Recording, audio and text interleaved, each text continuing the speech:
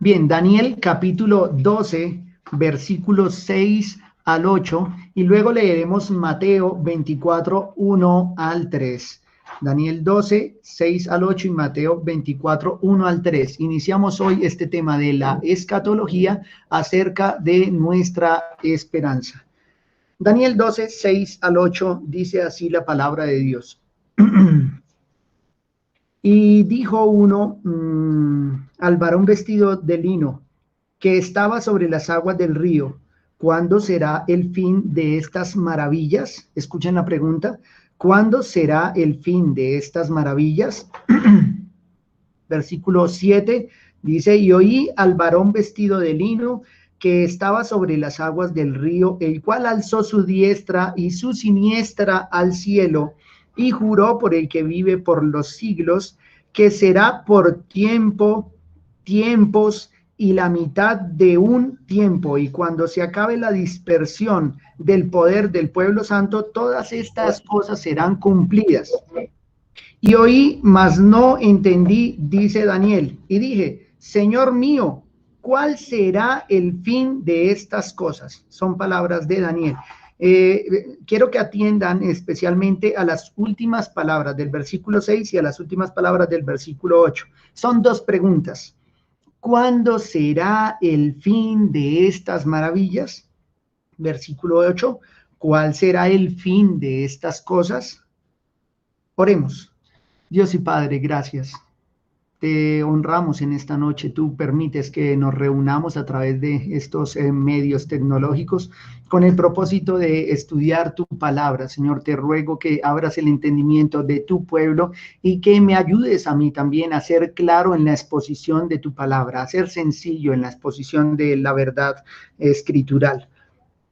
Señor, que las meditaciones de mi corazón y los dichos de mi boca sean agradables en tu presencia en Cristo Jesús. Amén.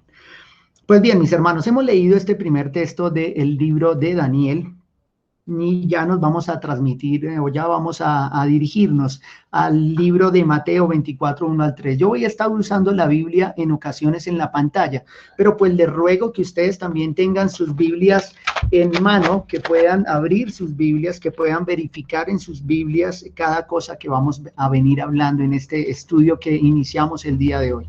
Un estudio acerca de la escatología o acerca de nuestra esperanza. Alguien podrá decir que de pronto no es un tema muy relevante, a alguien le puede parecer así, pero quiero que concentremos nuestra mente y miremos las escrituras, porque el tema escatológico al final es la consumación de la historia de la salvación, es todo lo que espera el pueblo de Dios.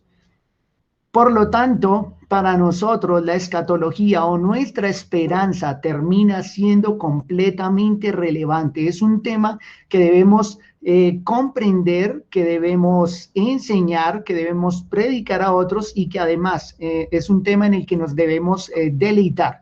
Hay muchísimo de qué hablar en la escatología. He estado meditando, ya tengo bastante material organizado, pero el problema ha sido pensar en qué voy a enseñar primero o cuál va a ser el orden que voy a tomar con toda esta temática escatológica. Hoy vamos a hacer una introducción más que general en realidad, unas observaciones iniciales en torno a la escatología. Hemos leído Daniel. El libro de Daniel no es un libro extenso, solo tiene estos 12 capítulos. Tiene un propósito el libro de Daniel y lo puedo expresar en una sola oración. El propósito del libro de Daniel es determinar el establecimiento del reino de Cristo, hablar acerca del establecimiento del reino de nuestro Señor Jesucristo. Ese es el tema del libro de Daniel. Cuando está cerrando en el capítulo 12, ha iniciado en el versículo 1 y 2 hablando de la venida de nuestro Señor Jesucristo y de la resurrección de los muertos. Versículo 2 dice, 12:2. Y muchos de los que duermen en el polvo de la tierra serán despertados, unos para vida eterna y otros para vergüenza y confusión perpetua. Fíjense que está hablando del día de la resurrección y por lo tanto está hablando de la segunda venida de Cristo. Más adelante estaremos estableciendo ese orden escatológico y estaremos hablando de cada una de estas doctrinas. En medio de estas palabras acerca de la resurrección, de resplandecer en los entendidos como las estrellas a perpetua eternidad, como lo dice el versículo 3, en medio de estas palabras se le dice a Daniel en el versículo 4 que selle las palabras, o sea, que cierre el libro, que estas cosas serían para el tiempo del fin. Escuchen, el tiempo del fin, dice terminado el versículo 4, pero tú, Daniel, cierra las palabras y sella el libro hasta el tiempo del fin. Daniel está turbado, dice el versículo 5, yo Daniel miré y aquí otros dos que estaban en pie, el uno a este lado del río y el otro al otro lado del río. Y dijo un varón vestido de lino que estaba sobre las aguas del río, ¿cuándo será el fin de estas maravillas? Escuchen. Más abajo en el versículo 8, Daniel es el que está diciendo, y yo oí, mas no entendí.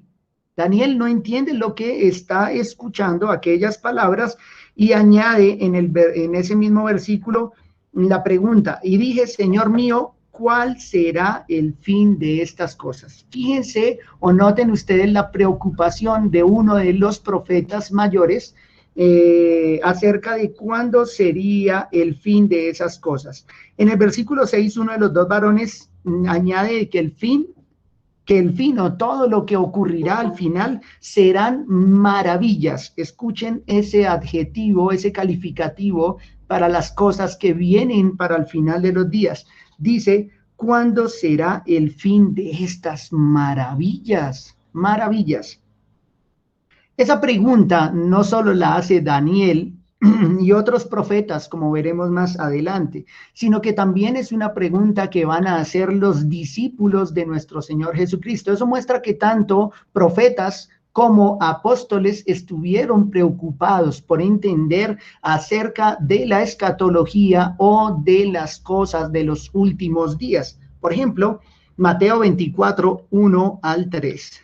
Lo voy a señalar acá en esta pantalla. Sin embargo, espero que tengan sus Biblias y puedan verificarlo. Mateo 24, 1 dice acá en los títulos de la traducción que Jesús predice la destrucción del templo. Fíjense lo que hay acá. Dice, cuando Jesús salió del templo y se iba, se acercaron sus discípulos para mostrarle los edificios del templo.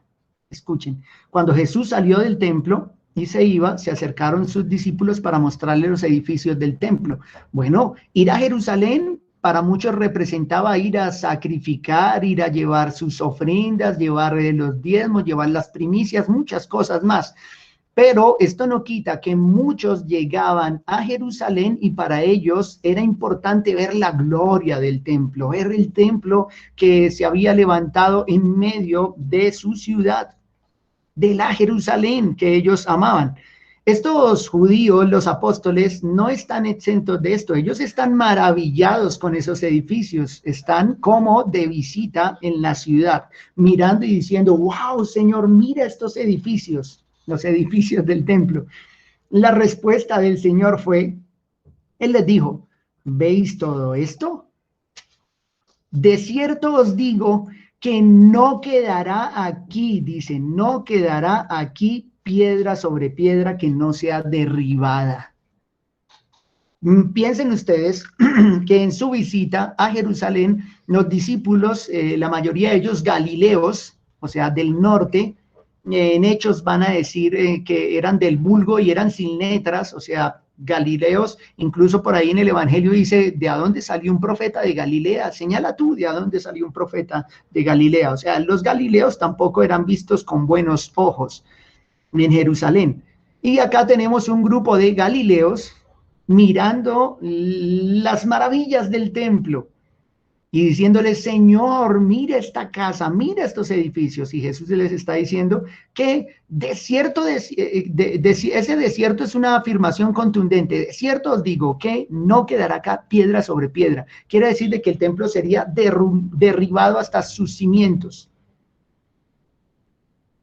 Fíjense ahora las preguntas que van a hacer ellos. En nuestras traducciones aparecen señales del fin de los tiempos. Versículo 3. Y estando él sentado en el monte de los olivos, los discípulos se le acercaron aparte diciendo, los discípulos que serían los apóstoles, dicen, dinos, 3 preguntas. ¿Cuándo serán estas cosas? Primera pregunta. Seguramente están refiriendo cuando el templo será derribado de tal manera que no quede piedra sobre piedra. ¿Cuándo será eso? ¿Cuándo ocurrirá que Jerusalén sea destruida? Dice, ¿cuándo serán estas cosas? Y añaden ellos, ¿y qué señal habrá de tu venida? ¿Qué señal habrá de tu venida? Y añaden, y del fin del siglo. Estaremos hablando acerca del fin del siglo presente y del siglo venidero, un poco más adelante. Acá son 3 preguntas. ¿Cuándo serán estas cosas? Que el templo sea destruido. Segundo, ¿qué señal habrá de tu venida, de tu parucía, la segunda venida, y del fin del siglo? ¿Cuándo serán estas cosas? Se asemeja precisamente a la pregunta que acabamos de leer también en Daniel, capítulo 12:8. ¿Cuál será el fin de estas cosas? Dice Daniel. Daniel dice, yo oí, mas no entendí. Y por eso dice Daniel, ¿cuándo será el fin de estas cosas? De la misma manera, los discípulos oyeron a Cristo y no entendieron. Y ellos preguntaron, Señor, dinos, ¿cuándo va a ocurrir? ¿Qué señal habrá de tu segunda venida? ¿Qué señal habrá de cuando tú vuelvas? ¿Qué señal habrá del fin del siglo? En parte están equiparando acá la venida de Cristo con el fin del siglo. ¿Cuándo será tu venida y por lo tanto el fin? ¿Cuándo será? Estas 2 cosas las tenemos al inicio de nuestro estudio. ¿Por qué razón? Porque precisamente tanto para unos, para los profetas, como para otros, los apóstoles, y para nosotros, para la iglesia, el fin del siglo es nuestra esperanza. Para nosotros, la venida de Cristo es nuestra esperanza. El mensaje escatológico no es otro, sino la consumación del reino que ya ha sido establecido en la primera venida de Cristo. De esas cosas estaremos hablando puntualmente y argumentándolo con la Escritura. Recuerden esta expresión, que la escatología es la consumación de un plan de salvación que empezó a ser desplegado desde el Edén y será hasta la venida de nuestro Señor Jesucristo. Desde el Edén, desde la caída, fue señalado el Mesías. Desde la caída fue prometido el Cristo. Desde ahí hasta su segunda venida, nosotros estamos hablando de un plan de salvación que se ha venido cada vez revelando más y más. En el Antiguo Testamento, la historia de la salvación fue progresando y cada vez más, pacto por pacto, estaba siendo más clara en la mente del pueblo de Dios. En el Nuevo Testamento, con el pacto que tenemos en Cristo, el nuevo pacto, la salvación nos ha sido revelada, pero sabemos de que estos cuerpos que son corruptibles aún deben ser redimidos. Nosotros esperamos en Cristo. Es nuestra esperanza. El mensaje escatológico para nosotros es ese. Entonces quiero señalar que cuando hablamos de escatología, más que hablar de teología, bueno, tampoco podemos excluir la palabra teología. Estamos hablando de algo completamente escritural y es la esperanza de todo cristiano. Pues bien, vamos a hacer algunas justificaciones o unas observaciones iniciales. Veamos. Como primera observación inicial, para tener claro el punto de partida que vamos a desarrollar en la escatología, primero estaremos hablando de una escatología general y al final llegaremos a una escatología particular. Luego también aclararé los conceptos. Empecemos por este primero. Estamos hablando de escatología, como vimos en la diapositiva anterior, acerca de nuestra esperanza, pero entonces acá nos preguntamos, ¿qué es escatología? Empecemos desde lo más sencillo. ¿Qué es escatología? Bueno, pues la escatología es la doctrina de las últimas cosas. Así como hablamos nosotros de soteriología, doctrina de la salvación, o hablamos de eclesiología, doctrina de la iglesia, o hablamos de cristología, doctrina de Cristo, o hablamos de antropología bíblica, doctrina del hombre, o hablamos en nosotros ya de las últimas cosas, el nombre que usamos es escatología. Y la escatología, como nos señala acá en nuestra ilustración, nos lleva a pensar en que debemos estar despiertos, que debemos despertarnos, que no podemos estar durmiendo, que debemos velar como iglesia, porque tenemos una esperanza y debemos prepararnos para ella. Entonces, ¿qué es escatología? Doctrina de las últimas cosas. Segunda observación. ¿El término escatología es bíblico? ¿Por qué lo decimos? A veces tendemos a esperar que cada cosa que pronunciemos aparezca en la escritura, una palabra en la escritura en relación a eso. Entonces nosotros llamamos ordo salutis y dicen, el ordo salutis, ¿eso es bíblico? Palabras como la Trinidad, alguien dice la Trinidad, ¿eso dónde aparece en la escritura? ¿En algún lado dice Trinidad? Palabras que solemos usar en relación a la elección, palabras a veces complicadas, supralazarianismo, hablando de el orden del decreto, supralazarianismo o infralazarianismo. Entonces la gente dice, ¿y esas palabras de dónde salen? Pues no, yo voy a evitar un poco los tecnicismos para que todos entendamos con claridad. Sin embargo, la palabra escatología, déjenme decirle que sí aparece en las escrituras, sí es un concepto bíblico. Acá tenemos a la pregunta, ¿el término escatología es bíblico? Sí, sí es un término bíblico y por lo general señala, ojo, los últimos o los postreros días. Cuando en la escritura, en el Nuevo Testamento y aún en la Septuaginta, en el Antiguo Testamento, cuando encontramos acerca de los últimos o postreros días, la palabra que encontramos en esos textos es escatón. Escatón, de escatología, postrero o último. Por eso dijimos al inicio que escatología es la doctrina de las últimas cosas. Tengo dos ejemplos acá donde aparece la palabra escatón. Miremos Daniel 2:28. Voy a ponerlo acá en pantalla, sin embargo, no dejen de usar sus Biblias. Estoy usando la misma Biblia que ustedes usan, Reina Valera de 1960. Daniel, capítulo 2, versículo 28, y luego vamos a Isaías, capítulo 2:2. Entonces, Daniel 2:28 dice así. Pero hay un Dios en los cielos, el cual revela los misterios, y él ha hecho saber al rey Nabucodonosor lo que ha de acontecer en los postreros días. En los postreros días. Voy a buscar mostrarlo en acá por las herramientas se puede. Yo subrayé la palabra acá, escatón, y esto es día.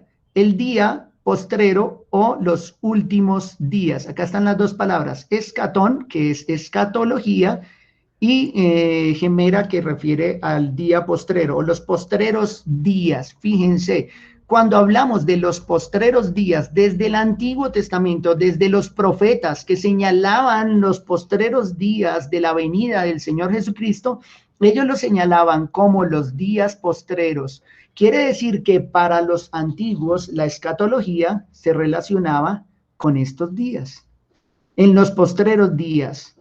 Dice acá, en el sueño de Nabucodonosor se le había revelado lo que debía ocurrir los últimos días y resulta de que lo que debía ocurrir en los últimos días es lo que ocurriría desde Nabucodonosor hasta la primera venida de Cristo.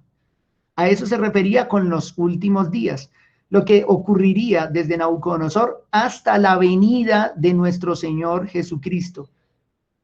Ese periodo, desde el siglo V, VI antes de Cristo hasta nuestro Señor, hasta su venida y hasta morir en la cruz del Calvario, es reconocido por Daniel en su escatología como los postreros días. Isaías capítulo 2, solo cité estos dos textos, no porque sean los únicos, en realidad hay muchos más, pero creo que con dos testigos es suficiente. Dice Isaías 2:2. Acontecerá en lo postrero de los tiempos, en el escatón, dice acá, de los tiempos, que será confirmado el monte de la casa de Jehová como cabeza de los montes y será exaltado sobre los collados y correrán a él todas las naciones. Correrán a él todas las naciones. Señalo estos dos profetas porque con él y con ellos quiero mostrar que la escatología para ellos apuntaba hacia el futuro, pero el futuro de ellos para nosotros ya es nuestro pasado, porque ellos referían a la venida de nuestro Señor Jesucristo. Ahora, recuerden, si hablamos de escatología, estamos hablando de doctrina de los últimos días, y si hablamos de doctrina de los últimos días, estamos hablando de aquello de lo que los profetas estuvieron hablando desde la antigüedad. Esa era la escatología para los padres de los hebreos o para los profetas. Ahora, una tercera observación, ya sabiendo de que uno, como señalamos en la diapositiva anterior, que era escatología. Dos, ya entendiendo qué es escatología y si era o no un concepto que aparece en la escritura. Tercero, nos preguntamos, y esto ya inicia a hablarnos a nosotros de la escatología para nosotros. ¿Cuándo inician los últimos días? Porque los profetas anunciaron los últimos días. Todos los profetas, no hay profeta que no haya hablado de la escatología o de los días postreros. Desde Moisés hasta Juan el Bautista estaban hablando de ese reino y de aquellos días postreros. Todos los profetas, uno a uno, algunos los señalaron con palabras terribles. Primero, refiriendo a la venida de Cristo. Más que todos los profetas posteriores, después del exilio, hablaron no solo de la primera venida de Cristo, sino de la segunda venida de Cristo. Y le llamaron el día grande y terrible de Jehová, o sea, el día de la ira. Ahora, nosotros hemos llevado en nuestra mente de que esos días postreros son aquellos días por allá del Apocalipsis. Así piensan las personas. Los días de las copas, de las trompetas, de los sellos, todo ese tipo de cosas. Cuando se abra la tierra, cuando salgan todos estos animales del fondo del abismo. Mejor dicho, ustedes han escuchado estas películas y estas fantasías dispensacionalistas, pensando que los últimos días son los días del anticristo o el hombre de pecado. Más adelante vamos a aclarar todos esos temas, paso a paso. Para nosotros la pregunta sería, ¿y cuándo inician los últimos días? Muchos cristianos hoy creen que los últimos días son aquellos días que se aproximan a la segunda venida de Cristo, por allá. Entonces, si el Señor tarda todavía en venir, no estamos en los últimos días. Pues, ¿qué nos dice la Biblia acerca de esto? ¿Cuándo inician los últimos días? Los últimos días iniciaron. Escucha esto, no van a iniciar. Los últimos días iniciaron en la primera venida de nuestro Señor Jesucristo. Cuando Cristo vino y murió y resucitó, en esa venida iniciaron los últimos días. Ya estaremos hablando del establecimiento del reino de Cristo en su primera venida y la consumación, donde su reino ya sea definitivo. pero el reino ya fue iniciado desde su primera venida. Los últimos días iniciaron en la primera venida de nuestro Señor Jesucristo. Vamos a ver varios testigos. Lo señala Pedro.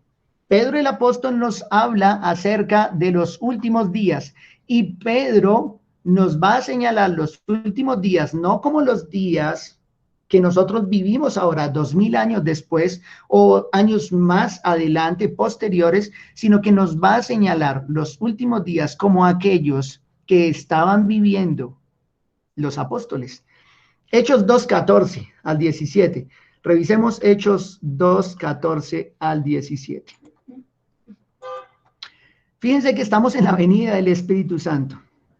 Hechos 2:14 dice así: entonces Pedro, poniéndose en pie con los 11, ¿qué ha ocurrido acá antes? Les recuerdo, la venida del Espíritu Santo. Ellos están, es el día del Pentecostés, están todos unánimes, de repente vino ese estruendo como de un viento recio y la casa donde ellos estaban se llenó, dice, el cual llenó toda la casa donde ellos estaban y les aparecieron lenguas repartidas y bueno, vino el Espíritu Santo sobre los que estaban reunidos en ese aposento alto. Y cuando vinieron las preguntas acerca de lo que había ocurrido, que todos estos hombres les escucharon hablar en su propio idioma, más adelante también tocaremos un poco de ello, partos, medos, elamitas, los de Mesopotamia, los de Judea, los de Capadocia, los de Ponto, los de Asia, Frigia, Panfilia, los de Egipto, los de África, los de Cirene, romanos residentes y otros no. Todos escucharon a estos hombres, cretenses y árabes también, les escucharon las maravillas de Dios. Dice, les oímos hablar en nuestra lengua las maravillas de Dios. O sea, fue un suceso extraordinario, la venida del Espíritu Santo. Cuando ellos están atónitos y perplejos, preguntándose, ¿qué quiere decir esto que está ocurriendo? ¿Qué pasa? Estos judíos están hablando en nuestra lengua las maravillas de Dios. ¿Qué está ocurriendo? Pero fíjense que no todos estaban atónitos y perplejos, como dice el texto, porque acá dice que otros se estaban burlando, ¿no? Falta el burlador siempre. Y estos decían, esos están borrachos. Pedro se levanta en ese contexto y va a decir las siguientes palabras, 14 al 17, escuchen. Entonces Pedro, poniéndose en pie con los 11, alzó la voz y les habló diciendo, varones judíos, y todos los que habitáis en Jerusalén, esto os sea notorio, y oíd mis palabras, porque estos no están ebrios, como vosotros suponéis, puesto que es la hora tercera del día, estaba de mañana. Mas esto es lo dicho por el profeta Joel. Fíjense en esta expresión que voy a subrayar, mas esto es lo dicho por el profeta Joel. Y en los postreros días, ahí está, en los postreros días, dice Dios, derramaré de mi espíritu sobre toda carne y vuestros hijos y vuestras hijas profetizarán, vuestros jóvenes verán visiones y vuestros ancianos soñarán sueños. Mediten en estas palabras. Ha venido el Espíritu Santo. Han hablado en lenguas. Han hablado en lenguas y han hablado las maravillas de Dios. Dice más arriba acá. Ellos han hablado en lenguas las maravillas de Dios. Y hablar las maravillas de Dios era proclamar la palabra de Dios, o sea, profetizar también, por decirlo así. Ahora, estos han hablado en todas esas lenguas, pero Pedro va a añadir que el profeta Joel había hablado que en los postreros días. Cuando revisamos nosotros el texto de Joel, nos damos cuenta que no precisamente dice así, pero la interpretación que tiene Pedro, guiado por el Espíritu Santo, es que estos eventos de la venida del Espíritu Santo sería en los postreros días. Empecemos por ahí, atentos a esto. Los postreros días no son los días del Apocalipsis, por llamarlo de esa manera. No son los días allá finales cuando todo el mundo va a ser deshecho, como dice Pedro, que esto va a ser quemado y consumido. No, los últimos días iniciaron desde que Cristo había establecido el reino. Recuerden a Juan, arrepentíos porque el reino de los cielos se ha acercado. Jesús también pronunciará unas palabras iguales. Hoy leeremos ese texto, por lo tanto no lo cito, para que más adelante. Pero fíjense que Pedro considera que la venida del Espíritu Santo sería parte de los postreros días. Quiere decir de que desde que la iglesia fue fundada, estamos en los postreros días. Además de este texto de Pedro, quiero que nos fijemos en dos textos particulares acá, que es el de Primera de Pedro 1:20 y luego nos vamos con Segunda de Pedro. Primera de Pedro 1:20 dice así, refiriéndose a nuestro Señor Jesucristo. Primera de Pedro 1:20. Ya destinado desde antes de la fundación del mundo, nos estamos refiriendo a Cristo. 19, para contextualizarnos. Nosotros fuimos rescatados, dice en el 18, en nuestra manera de vida, y dice que no fuimos rescatados con cosas corruptibles como oro o plata, dice, sino con la sangre preciosa de Cristo, como de un cordero sin mancha y sin contaminación. Y escuchen estas palabras, ya destinado desde antes de la fundación del mundo. Cristo había sido destinado desde antes de la fundación del mundo. Quiere decir, desde antes de que se hubiese creado el universo, desde antes de que el Señor hubiese hecho todas las cosas, ya Cristo había sido destinado para comprarnos a nosotros con su sangre preciosa. Pero quiero que escuchen la confrontación acá entre estas dos premisas. Cristo fue destinado desde antes de la fundación del mundo, pero, miren este contraste, pero, debiera resaltar ese pero, manifestado, ¿cuándo? Manifestado en los postreros tiempos. Voy a poner esos postreros tiempos en todos los textos en verde. Manifestado en los postreros tiempos por amor de vosotros. ¿Cuándo fue manifestado Cristo? En los últimos días. Los postreros días iniciaron cuando Cristo se manifestó en carne. Cuando Cristo vino a comprar a su iglesia, a los suyos, a su pueblo, no con cosas corruptibles como se compraban los esclavos, sino con su sangre preciosa. En los postreros tiempos, dice Pedro acá. No solo lo cita en Primera de Pedro, sino en su segunda epístola, capítulo 3, versículos 3 y 4. Fíjense, segunda epístola, capítulo 3, versículos 3 y 4, dice acá. Acá tenemos un problema, ¿no? El día del Señor vendrá. Esto es escatología. Esperamos al Señor. Pedro esperaba al Señor. La iglesia ya esperaba al Señor en el primer siglo. Y hay algunos que están diciendo con palabras necias de que es probable de que el Señor retarde su venida. Hay algunos que ya están hablando acerca de la venida del Señor, como que no fuera a ocurrir. Ahora, acá nos dice esto Pedro, sabiendo primero esto, que en los postreros días, en los últimos días, entonces algunos suelen pensar, en los postreros días vendrán burladores, al final, por allá más adelante, van a venir burladores que van a andar según sus propias concupiscencias, o sea, según sus propias pasiones, por allá al final, y diciendo, ¿dónde está la promesa de su advenimiento? No que Cristo venía, han pasado 2020 años, estamos en el 2020, ¿qué pasa que Cristo no viene? A ver si no han escuchado ustedes algunos hablar de esa manera. Pero dice que estos son burladores que andan según sus propias pasiones, diciendo dónde está la promesa de su advenimiento, porque desde el día en que los padres durmieron, todas las cosas permanecen así desde el principio de la creación. Seguramente muchos estarán criticando, muchos estarán diciendo de que la venida de nuestro Señor es probable de que no ocurra. Muchos estarán diciendo, como algunos preteristas, que Cristo ya vino y cosas semejantes. Pero acá nos habla de unos burladores que al final estarán diciendo que qué pasa con la venida de Cristo. Pero me gusta, en los postreros días no se refiere al final, se refiere para la época del apóstol Pedro. Para la época del apóstol Pedro ya había quienes estaban diciendo de que Cristo se estaba tardando. Imagínense la paciencia de muchas personas que se congregaban o que habían creído en el Señor, entre comillas, no sé si habían creído en realidad, seguramente si estamos hablando de burladores que andan según sus concupiscencias, no eran verdaderos creyentes. Y si desde los tiempos de Pedro, ya estamos hablando de los postreros días, definitivamente nosotros sí que estamos hace mucho tiempo viviendo la era escatológica de la que hablaban todos los profetas. Los profetas hablaron de la primera y de la segunda venida de Cristo, una y otra vez. Para ellos esa era su escatología.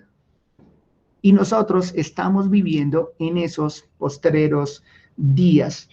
El versículo 9 y 10 dice, el Señor no retarda su promesa, según algunos la tienen por tardanza, sino que es paciente para con nosotros, no queriendo que ninguno perezca, sino que todos procedan al arrepentimiento. Dice acá, pero el día del Señor vendrá, señala. Entonces, resalto esto de que el Señor no retarda su promesa como algunos la tienen por tardanza. Pero no olvidamos que el punto acá es que esos burladores vendrían en los postreros días y para la época de Pedro ya estaban presentes, ya se encontraban presentes. Pero no solo Pedro nos argumenta acerca de los últimos días como los días que ellos estaban viviendo. No solo Pedro nos señala de que los últimos días iniciaron con la venida de nuestro Señor, sino que el apóstol Pablo también nos va a hablar acerca de eso. Segunda Timoteo capítulo 3. Segunda a Timoteo capítulo 3, versículo 1 en adelante.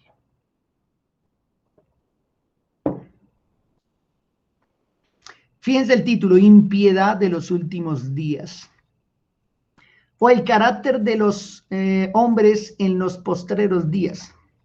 Y dice Pablo acá, también debes saber esto, que en los postreros días vendrán tiempos peligrosos. Entonces las personas imaginan tiempos peligrosos, al final están pensando en la bestia de las 7 cabezas, de los 10 cuernos, el dragón, están pensando cómo se abre el abismo y sale Apolión con todos los demás, están imaginando una cantidad de cosas para los postreros días, pero no se han dado cuenta que los postreros días iniciaron desde que Cristo vino por primera vez.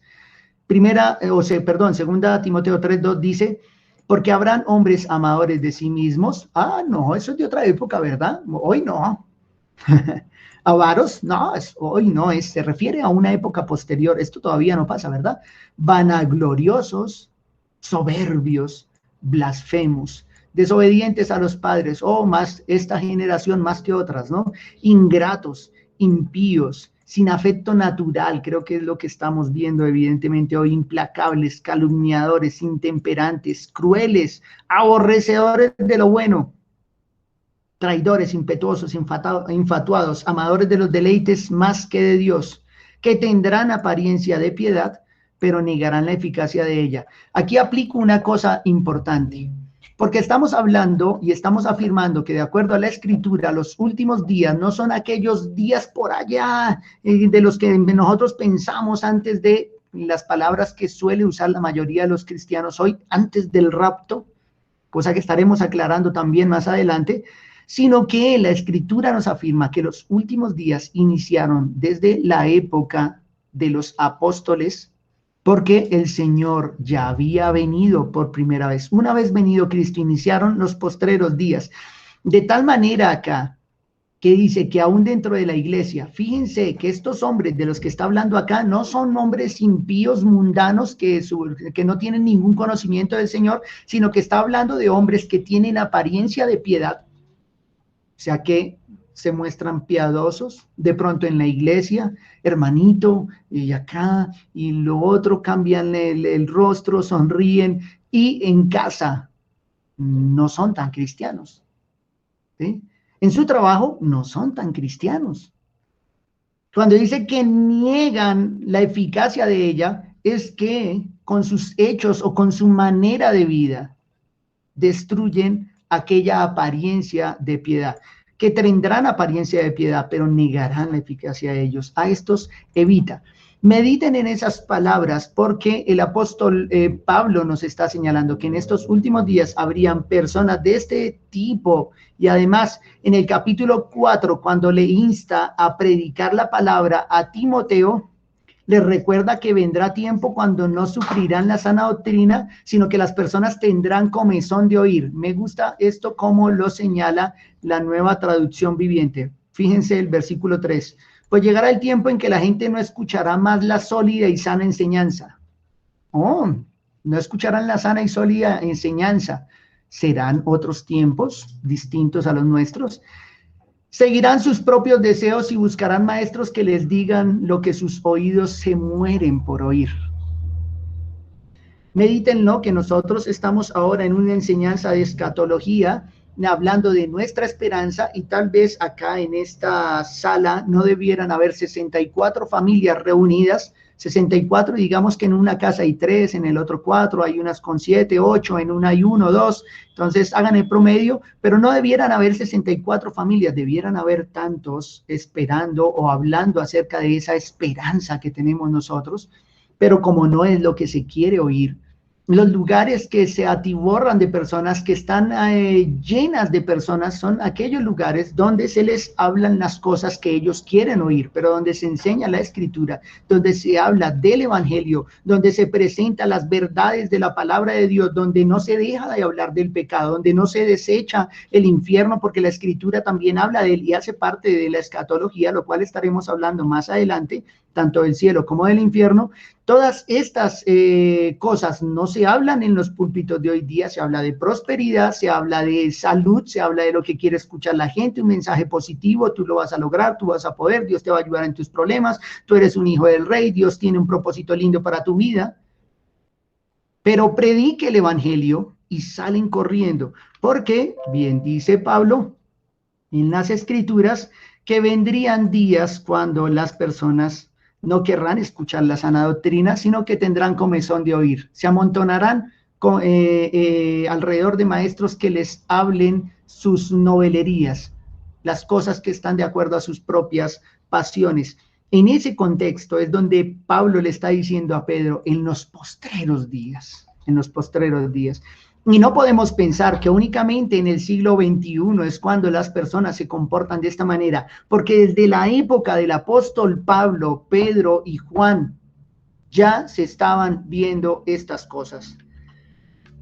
Tenemos acá también el texto de Hebreos 1, versículo 2. Hebreos 1, 2. No leímos 10 y 14, pero se nos está pasando el tiempo. Hebreos 1, 2. Ustedes ya conocen este texto porque lo usamos en el estudio de los profetas. Dice así, que Dios, habiendo hablado muchas veces y de muchas maneras en otro tiempo a los padres por los profetas, dice, en estos postreros días, fíjense, en estos postreros días nos ha hablado por el Hijo, a quien constituyó heredero de todo y por quien asimismo hizo el universo. Yo puse a puse a Hebreos acá como si fuera la autoría de Pablo, pero no lo quería dejar por fuera. No sabemos quién fue el autor de Hebreos, aunque yo tengo la inclinación a creer de que fue el apóstol Pablo, pero sin dogmatismos, claro está. No solo Pedro y no solo Pablo nos señalaron de que los últimos días iniciaron desde aquellos días en los que ellos aún estaban vivos, los apóstoles de Cristo, sino que el apóstol Juan también nos dice que los últimos días iniciaron desde la venida de nuestro Señor. Primera de Juan 2:18 dice así. Primera de Juan 2:18, hijitos, ya es el último tiempo. Este es más claro todavía, ¿no? Ya es el último tiempo. Y según vosotros sabéis que el anticristo viene, así ahora han surgido muchos anticristos. Por esto conocemos que es el último tiempo. 2 veces lo señala. Ellos habían escuchado o habían oído que el anticristo venía, dice acá Juan. Y él señala, ya han surgido muchos anticristos, por eso conocemos que es el último tiempo. Resalto esta expresión, ya es el último tiempo. Primera de Juan 2:18. Este texto, como los otros, no lo olviden, ya estamos en los últimos tiempos, hace rato. ¿Cuándo comenzarán los últimos días? ¿Cuándo iniciarán los últimos días? Los últimos días ya iniciaron. Desde la primera venida de nuestro Señor, estamos en los últimos días. Pero no solo el apóstol Pedro, no solo Pablo, no solo Juan nos dijeron que los últimos días iniciaron con la venida de nuestro Señor, sino el mismo Cristo lo afirmó. Tenemos que hacer una comparación para entenderlo. Pero miremos Marcos 1, 14 y 15. Marcos capítulo 1, versículo 14 y 15, dice así. Después que Juan fue encarcelado, después de que Juan ya no estaba predicando, después de que el último profeta cerró su boca y dejó de anunciar la venida de Cristo y la venida del reino, pues Cristo vino y su reino también. Dice, después que Juan fue encarcelado, Jesús vino a Galilea predicando el evangelio del reino de Dios. Me gusta cómo le expresa. Jesús vino a Galilea predicando el evangelio del reino de Dios. Después de que Juan había sido encarcelado, o sea, Juan se calla, Jesús inicia su ministerio. Jesús vino a Galilea predicando el evangelio del reino de Dios, diciendo, vean esta expresión, el tiempo se ha cumplido. El tiempo se ha cumplido, no es el tiempo está por venir, el fin está por llegar, dice el tiempo se ha cumplido y el reino de Dios se ha acercado. Me gusta cómo lo expresa el Señor, y el reino de Dios se ha acercado. ¿Recuerdan cuál es el mensaje de Juan el Bautista? Arrepentíos, porque el reino de los cielos se ha acercado. Arrepentíos. El reino de Dios venía con el rey. Vino el rey, vino el reino. Una vez Cristo vino, el reino fue establecido. Dice acá, el tiempo se ha cumplido y el reino de Dios se ha acercado. Resulta que es necesario que hagamos la confrontación que tenemos acá con Daniel, porque lo que está diciendo acá Jesucristo es una paráfrasis de lo que había sido dicho desde el libro de Daniel acerca de la venida del rey y el establecimiento del reino de Cristo. Cuando miramos o hacemos la confrontación en Daniel 2:44, necesitaríamos mirar todo el contexto, pero les señalo que en este capítulo fue el sueño de Nabucodonosor, ¿recuerdan? Él tiene un sueño, él le olvida el sueño, él pide que vengan otros a interpretarle, y los mismos sabios le dicen, no hay hombre sobre la tierra que pueda declarar el asunto. O sea, le podemos interpretar el sueño si no lo dice, pero ¿cómo vamos a interpretar un sueño que ni usted recuerda? Nosotros no podemos decirle el sueño, eso no hay hombre sobre la tierra que lo haga. No hay quien lo pueda declarar al rey, le han dicho de manera anticipada, pero saben ustedes de que Dios va a revelar el sueño y su interpretación por boca de Daniel. Cuando viene Daniel, escuchen estas palabras, que Dios es el que muda los tiempos y las edades, quita reyes, pone reyes, da sabiduría a los sabios y ciencia a los entendidos. Y una vez Daniel empieza a interpretar el sueño, lo que va a decir es en el 28, en los postreros días, que fue el texto que leímos hace un momento cuando iniciamos, en los postreros días. ¿Qué pasaría en los postreros días? Dice acá, pero hay un Dios en los cielos, el cual revela los misterios, y él ha hecho saber al rey Nabucodonosor lo que ha de acontecer en los postreros días.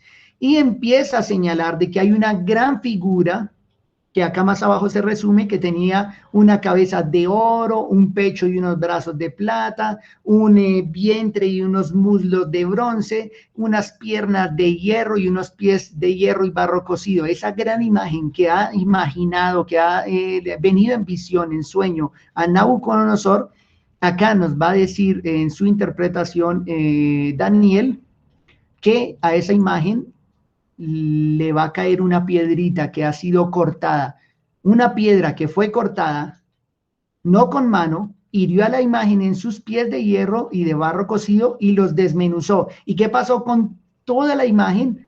Toda fue destruida. Con tiempo, luego le he dicho al pastor que tengo el deseo de enseñar todo el libro de Daniel, capítulo por capítulo. Esa imagen representa los reinos que habrían desde Daniel, o más bien desde Nabucodonosor hasta Cristo. Desde Nabucodonosor hasta Cristo, los reinos que habrían. Ahora dice acá, mas la piedra que hirió a la imagen fue hecha un gran monte y llenó toda la tierra. Más abajo se nos va a señalar en el versículo 44, el que están parafraseando nuestro Señor en Marcos, y en los días de estos reyes, o sea, en los días de esos reinos que viene señalando en la imagen, el Dios del cielo le levantará un reino que no será jamás destruido. Es el reino de Cristo, pero es en los días de esos reyes. Termina siendo para los días del Imperio Romano. Dice que para esos días el Dios del cielo levantará un reino que no será jamás destruido, ni será el reino dejado a otro pueblo. Desmenuzará y consumirá a todos los reinos, pero él permanecerá para siempre. Es el reino de Cristo anunciado desde Daniel capítulo 2, versículo 44, diciendo de que sería para el tiempo de esos reyes o señalando más arriba en los días postreros. Y esos textos son los que encontramos acá en paráfrasis en la boca de nuestro Señor Jesucristo en Marcos 1, 14 y 15. El tiempo se ha cumplido, el tiempo del que había hablado el profeta Daniel, de que vendría un reino que no sería jamás destruido. Ese reino ha llegado, se ha acercado. Arrepentidos y creed en el Evangelio. ¡Qué mensaje de nuestro Señor! Fíjense, esa esperanza que tenían todos los profetas y los santos del Antiguo Testamento se había cumplido en Cristo. Por lo tanto, tenemos acá a esta pregunta: ¿cuándo inician los últimos días? Los días que los profetas veían y anunciaban y que nosotros leemos en las Escrituras y a veces solemos pensar para allá, mejor dicho, para la parucía de nuestro Señor y el fin de este siglo y el inicio del siglo venidero. Resulta que los últimos días, según la Escritura, según el apóstol Pedro, el apóstol Pablo y el apóstol Juan, inspirados por el Espíritu Santo y nuestro mismo Señor, nos dicen que ya estamos en los últimos días. Desde la primera venida de nuestro Señor Jesucristo hasta su segunda venida. La segunda venida concluirá con esta era presente, con este siglo presente, con este siglo malo, cosa que vamos a tener tiempo de discutir. Se me está acabando el tiempo, ya hemos pasado los 50 minutos. Una pregunta clave acá. Para los profetas y para Israel, ¿cuál era el mensaje escatológico? Creo que ustedes ya lo imaginan. Observaciones iniciales. No hemos iniciado punto por punto esta escatología que debemos estudiar de acuerdo a las Escrituras y con la sencillez del Evangelio. Acá hay una pregunta que debemos resolver. Para los profetas y para Israel, ¿cuál era ese mensaje escatológico? ¿O cuál era la esperanza para el pueblo de Israel? ¿Cuál era la esperanza para Adán y Eva? ¿Cuál fue la esperanza para Abel? ¿Cuál fue la esperanza para Noé? ¿Cuál fue la esperanza para Abraham? ¿Cuál fue la esperanza de los patriarcas? ¿Cuál fue la esperanza de Moisés? ¿Cuál fue la esperanza del pueblo? ¿Cuál fue la esperanza de cada uno de los profetas, de los salmistas? Cada uno de ellos tenía una esperanza. ¿Cuál era ese mensaje escatológico? Pues bien, no era otro, sino Cristo. Cristo era su esperanza. Recuerden que en todos los contextos estaban necesitando a Cristo. Fueron esclavos en Egipto, necesitaban ser librados y su esperanza estaba depositada en un Mesías. Fueron atacados una y otra vez en la época de los jueces y siempre esperaban un redentor, un líder carismático que les librara, que les retirara encima al opresor. ¿Cuál era la esperanza en la época de los reyes? Sino que viniera aquel rey, hijo de David, que reinaría para siempre. ¿Cuál era la esperanza del pueblo cuando estaba rodeado por los ejércitos de Asiria? Sino ser librados por aquel Mesías del cual hablaba, los profetas hablaban desde bien antiguo. ¿Cuál era la esperanza de los hermanos, aquellos verdaderos creyentes que estaban junto al río Quebar, allá rompiendo piedras, que estaban en Babilonia cautivos? Si no era el Mesías, el Cristo. ¿Cuál era la esperanza de aquellos que vinieron a construir las murallas, a reconstruir el templo, a reconstruir y a enseñar la ley al pueblo? Sino Cristo. Voy a citar 3 textos y terminamos con estos, los que tenemos en la parte de abajo. Primero, Hebreos 11:13 y luego 23 al 26. Seguramente muchos de ustedes ya conocen estos textos, pero nunca está mal repetirlo. Yo me deleito, cada vez que los leo me da mucha alegría, me siento gozoso, me siento feliz de ver estas verdades. Acá tenemos a Abel, tenemos a Enoc, tenemos a Noé, tenemos a Abraham, tenemos a Sara, y de pronto el versículo 13 nos dice, conforme a la fe murieron todos estos, sin haber recibido lo prometido. ¿Pero qué se les prometió que ellos no recibieron? Sin haber recibido lo prometido. Y dice, sino mirándolo de lejos, creyéndolo y saludándolo. Lo miraban, lo creían, lo saludaban y confesaban que eran extranjeros y peregrinos en la tierra. Incluso Abraham, él mismo, para enterrar sus muertos, él sabe que es un peregrino y un extranjero, y que esa tierra prometida, que esa tierra, esa porción de tierra, no era la que él esperaba en realidad, sino que él esperaba en una cuyo arquitecto y constructor es Dios. Lo dice unos versículos antes. Invito a que lean todo este capítulo. Luego vamos a encontrar, acá nos señala a Isaac, nos señala a Jacob, nos señala a Moisés, pero quiero que leamos estos versículos. ¿Cuál era la esperanza de Moisés? ¿Era llegar a la tierra prometida?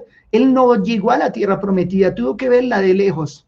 A mí me duele leer esa parte de la escritura de un hombre que saca un pueblo de Egipto esclavo, dura 40 años soportándolos y al final desde la montaña tiene que ver la tierra prometida y no puede entrar a ella.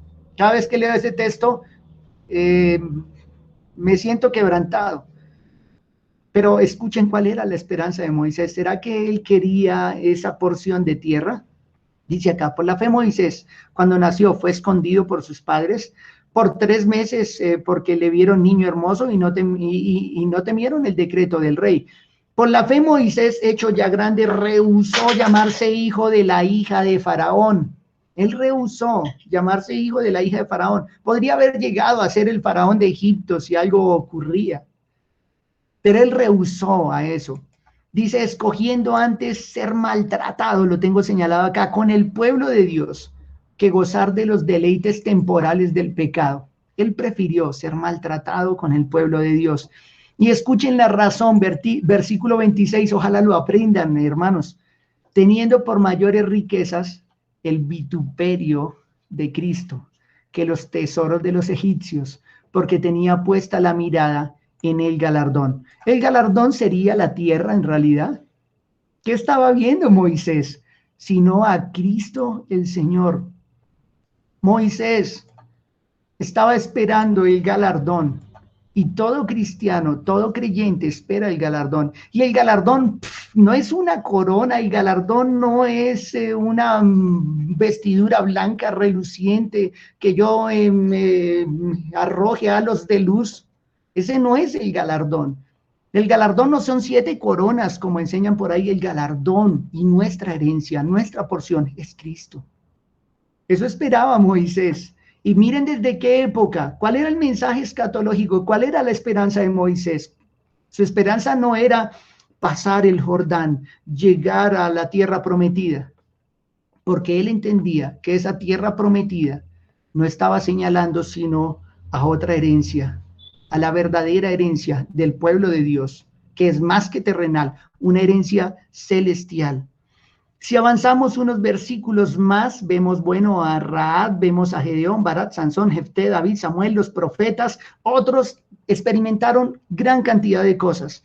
Al final dice, y todos estos, aunque alcanzaron buen testimonio mediante la fe, no recibieron lo prometido. ¿Qué era lo prometido? Estaban esperando ellos riquezas, estaban esperando ellos prosperidad, estaban esperando ellos ser de renombre importantes en medio del pueblo. Lo prometido era Cristo. Cristo el Señor. Esa era su esperanza. Esa era, acá en el versículo 13, lo que ellos miraban, creían y saludaban a Cristo.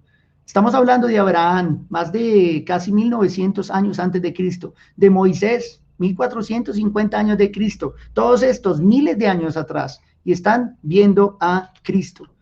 Quiero que veamos Juan 8, 51 al 58. No lo voy a leer completo, sino que más bien lo voy a explicar. Juan 8, 51. Tenemos acá este texto donde los judíos están discutiendo con el Señor. Y Cristo le dice, de cierto os digo, que el que guarda mi palabra nunca verá muerte. Entonces estos judíos le dicen, hasta demonio tienes. Ahora sí conocemos que tienes demonio. ¿Por qué? Porque Abraham murió y los profetas también, y tú dices que el que guarda tu palabra nunca sufrirá muerte. Fíjense la respuesta soberbia de estos judíos. Le preguntan, ¿eres tú mayor que nuestro padre Abraham, el cual murió y los profetas murieron? ¿Quién te haces a ti mismo? O sea, ¿qué es lo que estás hablando? Me gusta la respuesta que tiene el Señor acá. Dice, Abraham, versículo 56, Abraham vuestro padre se gozó de que había de ver mi día y lo vio. Vean esto, Abraham vio el día de Cristo. Abraham vuestro padre se gozó de que había de ver mi día y lo vio y se gozó. Entonces le dijeron los judíos, aún no tienes 50 años y has visto a nuestro padre, has visto a Abraham. Jesús les dijo, de cierto os digo, antes de que Abraham fuese, yo soy. En presente, él siempre había estado ahí. Recuerdo hasta cuando Cristo se encontró con Melquisedec. Perdón, cuando Abraham se encontró con Melquisedec. Abraham le dio los diezmos. Es antes de la ley, 400 años antes de la ley.